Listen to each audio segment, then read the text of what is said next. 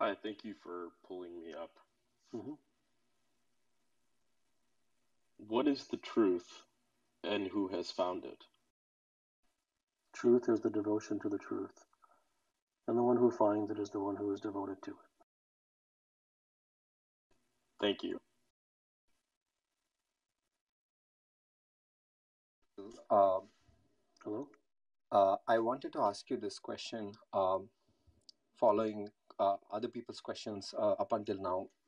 You have always been the one who said that when people face near-death experiences, they see their mortality, and people tend to seek truth after that. Is there? I hate to say the Well, word. no, I don't remember saying that, but if they do happen to seek truth after that, it doesn't mean that one has to have a near-death experience. But Yeah, so I know, wanted to ask you this question.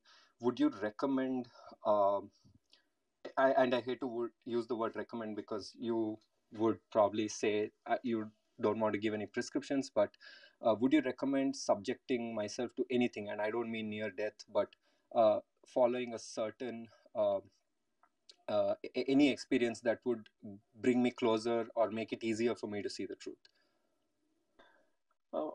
I would say that the understanding that one's entire life is a lie, and that all that one is seeking, even though he genuinely may want X, Y, or Z, he is on a chase for it, and that chase makes it a lie.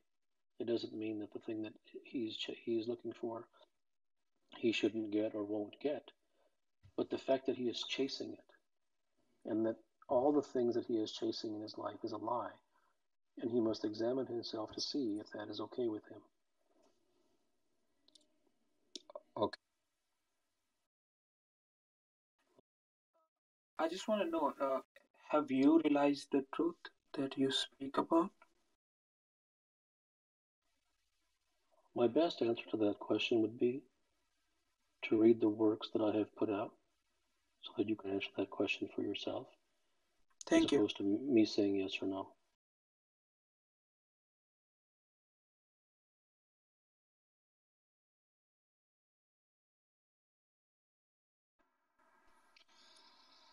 Hello, Dr. Gupta. Hello? What is the relationship between human suffering and truth? It's a very dressed up question. Be more grainy and ask what you want to ask.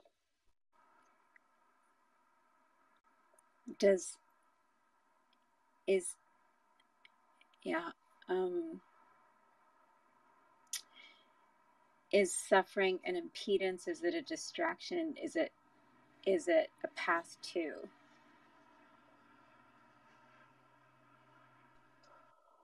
I think absolutely it is. Because when a person suffers and the suffering is continuous, depending upon his or her DNA, it tends to, if the person has a particular DNA, is of a particular type of individual who likes to know and learn and to discover, then absolutely suffering can set them on the path to truth, because it tends to take a human being to a rock bottom place. Thank you. Sure. So there are prescriptions which get nowhere, and then there are mechanical prescriptions which have their use. I'm missing something in my understanding that allows me to What you're decisively. what you're missing is that you're brand new here, and so, I mean, it's sort of like coming in on, the 575th part of the conversation. So there should almost be a note on this room which says, "Don't come until you've spent a couple of years reading and having gone through my work." Not because you should, not because it's good for you. There's no compulsion to do so. But without having done that, there will be so much that simply there are going to be so much prequels to the sequel that are just not going to be understandable. So you're going to have question after question after question just to get to level 1. Hi, Dr. Gupta. Hello. After some introspection, I've realized that I can see some of the source of my anxiety and other issues. With that digging, I seem to reach a kind of a rock, layer, which is desire, right? And the strongest desire kind of always wins out. My question is desire a building block of the mind, and where does it come from? It's all mind. Hey, doctor. Thanks again. Hello. You've mentioned chasing a lot, that everything is a chase, and that's sort of where the beginning is. This is sort of a follow-up on my question about preferences, because it seems very similar to the idea of chasing. I know from reading your work that even though not that you don't recommend, but you call out the emptiness of preferences and chases, you don't advertise or recommend passivity either, in that you just do nothing all day. If there's no preferences and there's no passivity, then what is there? Well, exactly, and that's exactly the point. Is you're looking for a thing. You can't stand because of your intellectual nature. You can't stand not having a thing. It isn't this and it isn't this, so there's got to be some this. So what's the this? And I can't handle this gray area. I need a black and white. And I've understood that it isn't this black and white, and it isn't that black and white. But there's got to be some black and white, and you're not telling me what it is. And this is what you're not getting. And this is... Hello. Hello?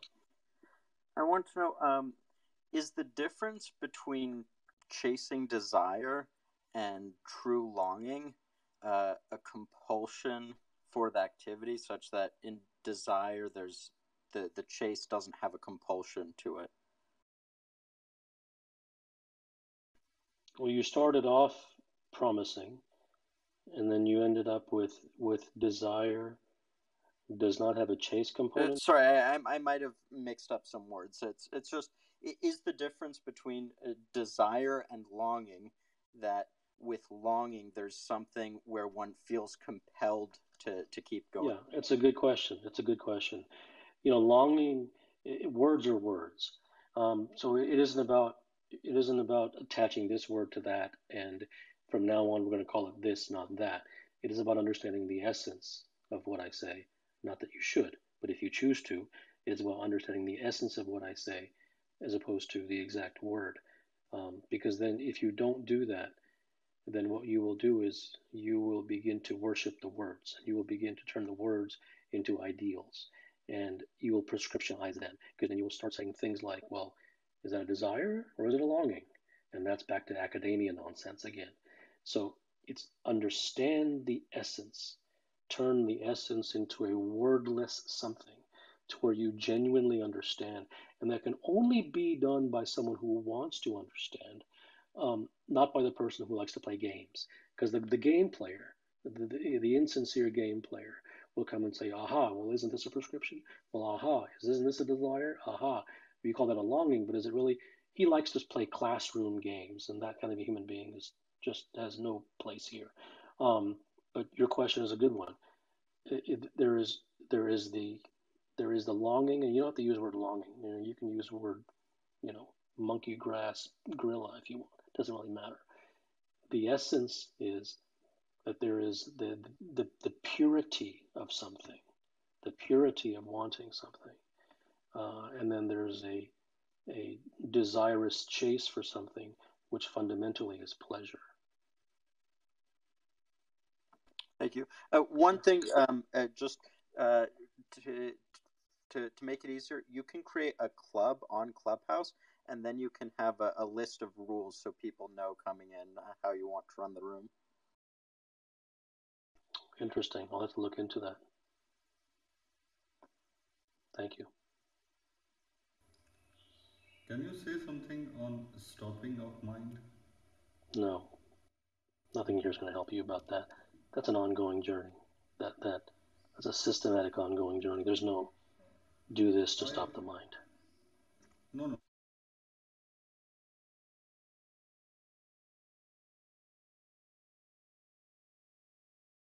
Hello, doctor.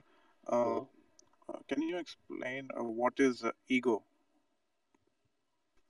It's all mind. What kind of friends must you abandon to start on the path to truth? You don't have to abandon anyone. There is no must you do anything. Anything that you do by force is false. It will lead you only to ruin. There is no must you do this or that. What kind of friends if you best genuinely support the path of understand, truth? I'm sorry? What kind of friends best support the path of truth? There's no friend supporting the path of truth. There aren't 2.5 people in the world who are looking for truth. You think you found one in your own community? Hello, and thank you so much for taking my question. As I've become more exposed to your work, I can answer almost all of my questions before I ask them. Do humans searching for truth ask questions to anyone other than themselves? Yes, they can ask the question to someone who understands the truth, or at least the path to truth. The problem with asking questions to yourself is, unless you are firmly entrenched and firmly well on your way to the truth, then asking a question to yourself will only receive a message from your conditioned mind. Thank you so much. Thank you for bringing me up. Yes. Letting go of ego to meet the truth can be extremely scary. How? And there's no how. There's no how. You don't have a prayer. There's no way in the world that you are going to let go of ego. Don't even try it. Don't even ask the question. It's not going to happen.